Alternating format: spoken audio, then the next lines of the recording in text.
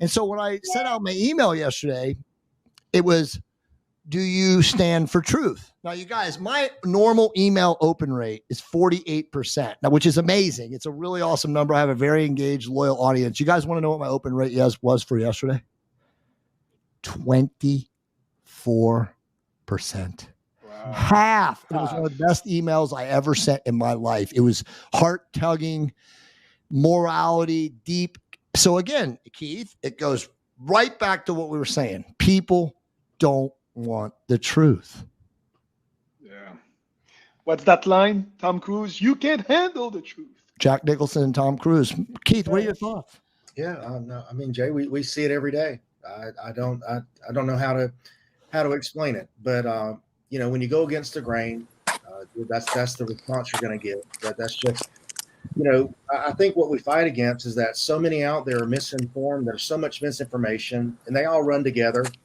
And when you hear something that really runs counter to that, but we have the medical literature to support what we do, then it creates confusion in the patient. Of course, we see that.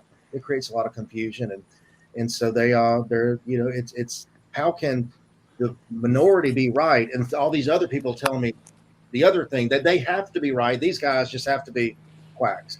All right. But that's just not how it goes. And we see that every day with our hormone optimization. Rudy and Rob, what we all do every day, our biggest problem in what we do every day is our colleagues out there that aren't trained the way that we are. So they're feeding our patients all this misinformation that's not based on the medical literature. But yet our patients will believe those individuals because there's much more of them than there are us. We were one of them before. All of us, Rudy, myself, Rob, we were one of those before. We were trained the same way. We thought the same way. But once we saw the light, once we actually figured out that, hey, maybe what we're learning is not exactly the truth. And once we opened our eyes to that, it was just it was a real awakening for me. I do know that. And so and that's what we fight against. We fight against that misinformation that so many other people provide. So we must be wrong since there's only a few of us. We have to be wrong, right? I mean, yeah. Rob, what's up, man? Welcome to the show. Yeah, how are you guys? I would agree with Keith. It's like once your eyes are open, you can't ever go back. You just can't. We all look like conspiracy theorists, but we're not. No, we're analysts. But we're conspiracy analysts. Shows. We're just telling you what the medical literature shows, and we battle it every day. Every day. Yeah. Well, for us, what's important for us, results speak for themselves. And on people like this, I usually tell them, I don't lose my cool with them. I let them do what it is. And eventually they'll come back to you because they'll go back to the regular sick care model, go look for answers they can't find, and eventually they'll come to you.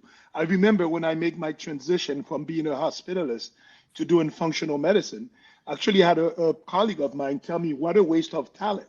Rudy, you are so good in the hospital. Now you're doing this quackery medicine. Well, 10 years later, he's my patient now. And I took him with open arms. He's my patient now. Because you know what? Eventually, you will see that. That's right.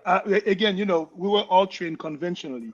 If you have an acute medical problem, go to the hospital completely. We have great medicine when it comes to acute care. When it comes to preventive care and functional medicine, we lag behind. And that's what we specialize in. And we pride ourselves in this. And we give results. It's as simple as this.